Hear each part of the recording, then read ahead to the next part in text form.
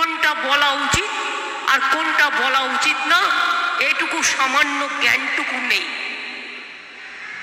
আজকে ইলেকশনে ভোট পাওয়া দরকার, তাই এতদিন বাদে 8 দিন হবার পরে আমরা কোর্টে কেস লড়ছি। স্টেট গভর্নমেন্ট অলরেডি কোর্টে উকিল দিয়েছে, এডুকেশন ডিপার্টমেন্টও দিয়েছে, ছাত্রছাত্রীরাও লড়ছে। আমরা শিক্ষক শিক্ষিকাদের চাকরি খেতে দেব না, জীবন দিয়েও লড়াই করব।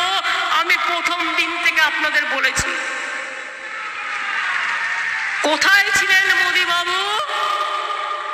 26,000 চাকরি তো আপনি খেয়েছেন, মানে আপনার দল খেয়েছে। আপনার দল পার্টি ছিল, সিপিএম কে টাকা দিয়ে দাঁড় করিয়েছে আপনার দল। সিপিএম আর বিজেপি একসাথে দাঁড়িয়ে টিচারদের চাকরি খেয়েছে, লজ্জা করে না? থোতা মুখ ভোতা হয়ে যাবে। আপনার কোনো প্রয়োজন নেই শিক্ষক শিক্ষিকাদের। এরা হচ্ছে কিরকম জানেন? সাপেও চুমু খায়, ব্যাঙেও চুমু খায়, চাকরিও কেড়ে নেবে, বড় বড় কথাও বলবে। জিজ্ঞেস করবেন, আয়নায় নিজের মুখ দেখুন। ত্রিপুরায় ক্ষমতায় আসবার আগে বলেছিলেন 10,000 টিচারদের চাকরি বাতিল হয়ে গিয়েছিল সিপিএম আমলে। আপনারা কি বলেছিলেন? আমরা ফিরে এসে সবাইকে চাকরি করে দেবো। আজ পর্যন্ত করেছে, আজ পর্যন্ত করেছে। নির্বাচন আসলে মনে পড়ে না মানুষের দগ্ধ জায়গাটায় আরেকটু আগুন লাগিয়ে দিতে? সবাই চোর, সবাই দুর্নীতিবাজ, আর আপনি সাধু বাবা, পণ্ডিত সাধু, এমন সাধু যে এত বড় সাধু সারা বিশ্বে খুঁজে পায় না। লজ্জাও করে না। লজ্জা ঘৃণা ভয় 3 থাকতে নয়। এখানেও একটা মিটিং করেছে, করে বলেছে, আরে বলো না নিজে কি করেছো?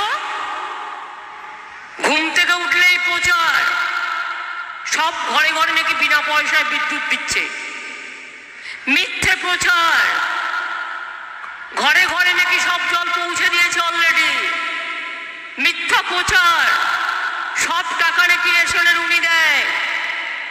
মিথ্যা প্রচার, সব মেয়েদের লাখপতি বানিয়ে দেবে। শুধু মিথ্যে প্রচার করছে। এত আত্মপ্রচার। একটা লোক নিজের প্রচারের জন্য সিনেমা পর্যন্ত বানিয়েছে, কি না করেছে। আর যখন মহিলারা অসম্মানিত হয়,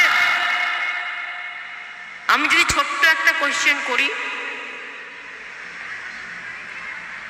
সন্দেশখালি নিয়ে সন্দেশ দিয়ে বেড়াচ্ছেন। আমি সন্দেশখালিতে এমন কোনো ঘটনা ঘটতে দিইনি। ওদের জমি জমা নিয়ে কিছু প্রবলেম ছিল, আমরাই অফিসার পাঠিয়ে সেগুলোকে সলভ করে দিয়েছি। আর আপনি কি করছেন? গতকালও একটা ছোট্ট মেয়ে রাজভবনে চাকরি করত বিবিএক্সে, তার সাথে কি ব্যবহার করেছেন মাননীয় রাজ্যপাল মহাশয়? আপনি আমায় কালকেও বলে পাঠিয়েছেন আমার মন্ত্রী কেন আপনাকে সব বলেছে। শুনে রাখুন, আমার কাছে একটা নয় 1000টা ঘটনা এসছে, কিন্তু আমি কোনোদিন কোনো কথা বলিনি। কিন্তু কালকে মেয়েটির কান্না আমার হৃদয় বিদারণ হয়েছে। সন্দেশখালি বলবার আগে আরে রাজ্যপাল কেন, কেন তার কাজের মেয়েকে, কেন তার ঘরে কাজ করে বলে মেদিনীপুর পূর্বের একটি মেয়েকে একবার নয় পরপর 2 বার মলেস্টেশন করেছেন। আমি তো তার কান্না দেখলাম, আমার কাছে ভিডিও এসছে, আমি পুরো মন দিয়ে দেখেছি। সেখানেই তো আপনি কাল থেকে এলেন, কই একটা কথা মুখ দিয়ে তো বললেন না। আপনার লোকজনেরা তো তখন ছিল, যখন মেয়েটা কেঁদে বেরোচ্ছিল, বলেছে আর আমি রাজভবনে চাকরি করতে যাব না। ভয় পাচ্ছে, কখন যখন তখন ডেকে খারাপ ব্যবহার করবে, অসম্মান করবে। আর আপনি মা বোনেদের নিয়ে কথা বলেন, আপনার লজ্জা নেই? আপনার তো দাঁতের পাটিটাই খুলে যাওয়া উচিত মিথ্যে কথা বলার জন্য, মারি থাকা উচিত না দাঁতের। দুই বলে কিনা তৃণমূল দুর্নীতিবাজ, তাই ওনারা কাজ করবে। আরে তৃণমূল তো তোদের দুর্নীতির কাছে চুনোপুটি, জানেই না কিছু। পঞ্চায়েত এলাকায় কে কোথায় কি করেছে সব পঞ্চায়েত আমাদের নয়, এবং আমরা মনে রাখবেন পঞ্চায়েতের সব দায়িত্ব আমাদের উপর থাকে না। যখন খবর পাই আমরা সঙ্গে সঙ্গে অ্যাকশন নিই, এবং আপনারা নিজেরাও চেষ্টা করেন। তৃণমূল তো চুনোপুটুও নয়, দুর্নীতি কি করে করতে হয় তার মাস্টার মাইন্ড হচ্ছেন মধু আর বিধু। মাস্টার মাইন্ড মানে বুঝতে পারছেন তো? পুরো মাথা, ভাজপা ওয়াশিং মেশিন, সব চোর ডাকাত মাফিয়া ওয়াশিং মেশিনে ঢুকে দিচ্ছে, আর ঢুকিয়ে দিচ্ছে, আর যেই ঢুকিয়ে গিয়ে বেরিয়ে আসছে কালোটা সাদা হয়ে যাচ্ছে। মোদিবাবু প্ল্যানটা ভালোই করেছেন।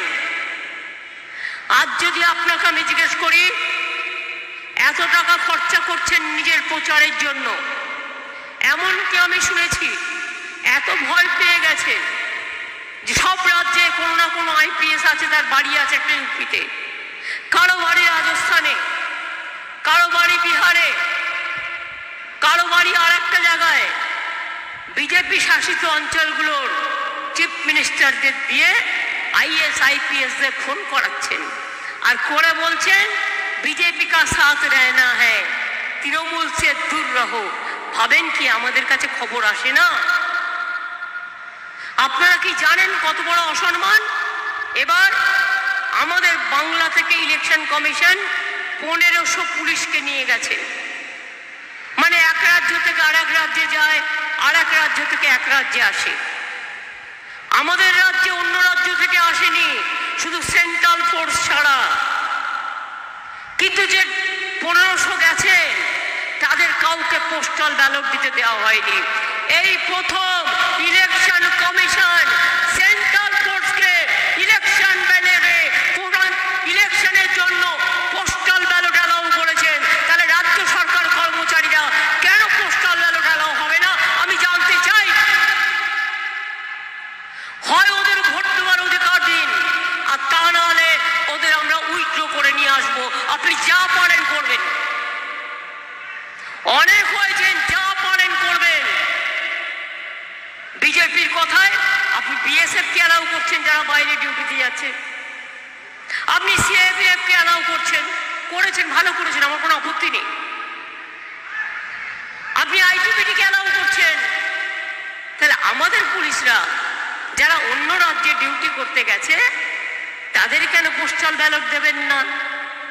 ওগুলো কার হয়ে কাজ করছেন ইলেকশন কমিশন? আর কতদিন এভাবে চলবে? সারা বিশ্ব ছিছি করছে, লজ্জা করছে না? গণতন্ত্রটাকে একটা শ্মশানের কারাগার বানিয়ে দিয়েছেন, গণতন্ত্রটাকে একটা মরণের চাবিকাঠি বানিয়ে দিয়েছেন, গণতন্ত্রটাকে